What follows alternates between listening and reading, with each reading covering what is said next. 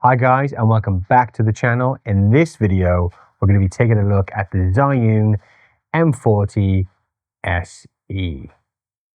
Wow, very cool.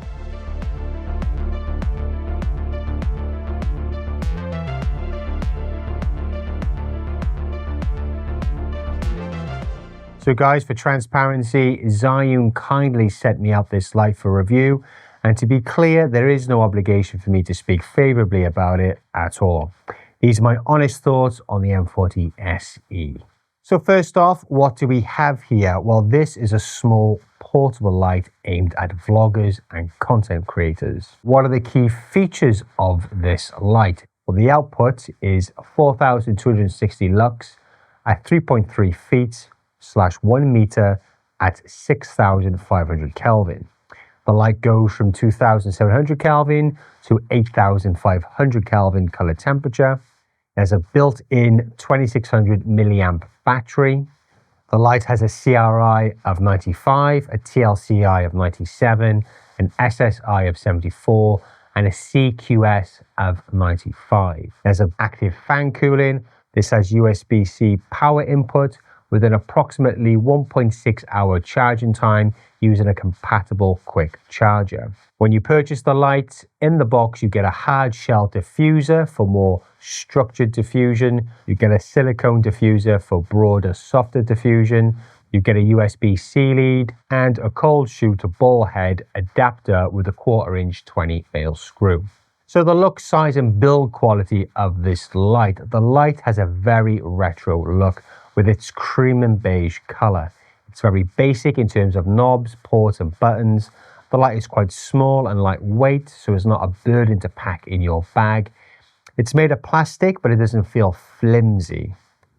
You can hear the plastic bar. Yeah. Oh, really dropped it. Yeah. Durable. See, we have two control knobs on the side. One controls the power of the light and the other controls the Kelvin temperature. My only issue with these knobs is that the markings are white, which can make it tricky to see exactly what the dial is set to. It may have been better to have a darker body with white markings or darker markings on this lighter body. We have the power indicator here on the back next to the two knobs. This lights up to show the level of the internal battery, and it also indicates when the light is charging and when the battery is fully charged. The fact that this has an internal battery is also a big plus. It means you can be quite creative with where you place the light without having to worry about power leads or cables. With that said, you can also power the light through USB-C using a compatible USB-C plug, beam-on battery, or even a power bank. Very versatile. You'll find the USB-C port here, just above the two side control knobs. At the top and bottom, we can see the cooling vents. At the bottom, there is also a 1/4" 20 female mounting thread for attaching the light to things such as light stands. Now, for its size at its current price of around £75, this light is bright. I did a test in the studio to demonstrate just how bright it is.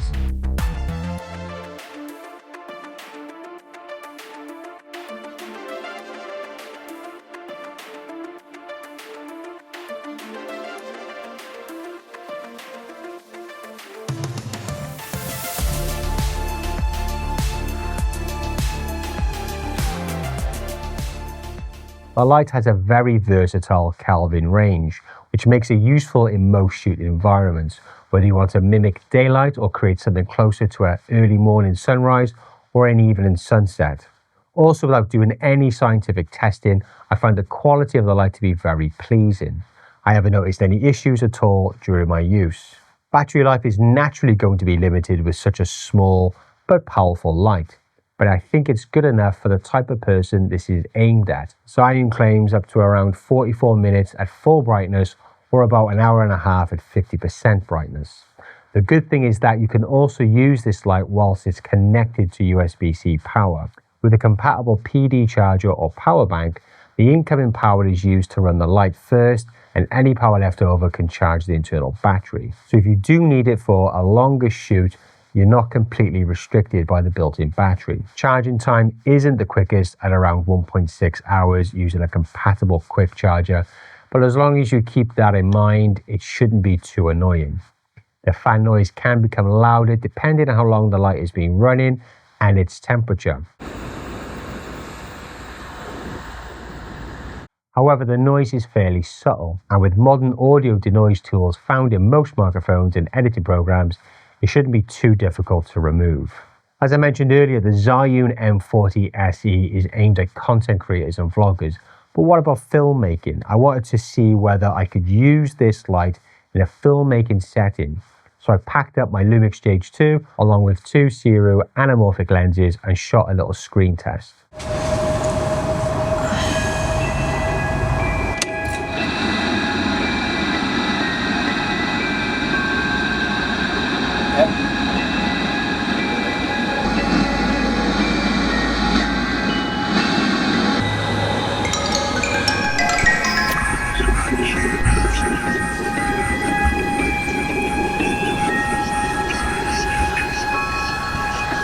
The Zhiyun M40SE worked really well.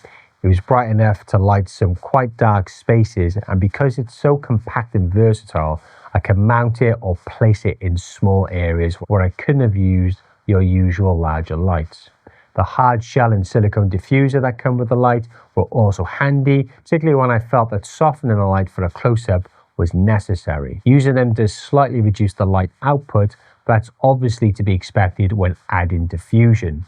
I've also added the M40SE to my YouTube workflow. It can be used as a key light for a talking head setup, although you may want to consider using some larger diffusion. As you can see, I use the M40SE for this YouTube video. It looks okay, kind of moody, but for a softer, more flattering wraparound look, something like a larger scrim would be the way to go. For B-roll though, this is perfect for this kind of shooting because of its size and power. If you plan to compete with the sun, it won't win. I tried shooting a talking head with a window visible in the background. It was a lovely sunny day and I wanted to see how well I could expose the window without severely underexposing myself. As you can see, even with the light just inches away from my face, it wasn't powerful enough. To get more power out of the light, I had to remove the silicone diffuser, which obviously created much harsher shadows on my face. To be fair, Zhiyun isn't claiming that this little light can compete with the sun, but it was a fun test that I wanted to try. Another slight limitation is that there's no screen, so you don't get an exact brightness percentage or Kelvin readout. They're basically setting both by eye using the 2 control dials. It keeps things nice and simple, but if you wanted to recreate the exact same setup again later, it could make that a little more difficult. For me, this is a great little light for things like on-camera continuous lighting for vlogging, as an accent light for a talking head setup, and definitely for product shots and B-roll. All in all, I don't think there is much not to like about this light. Thanks again to Zhiyun for sending it over for me to review. So guys, that's it from me. If you have any thoughts on this light, leave them in the comment section down below. Please don't forget to like if you feel you've been informed or remotely entertained. And if you're new, please hit that subscribe button. Until next time, goodbye.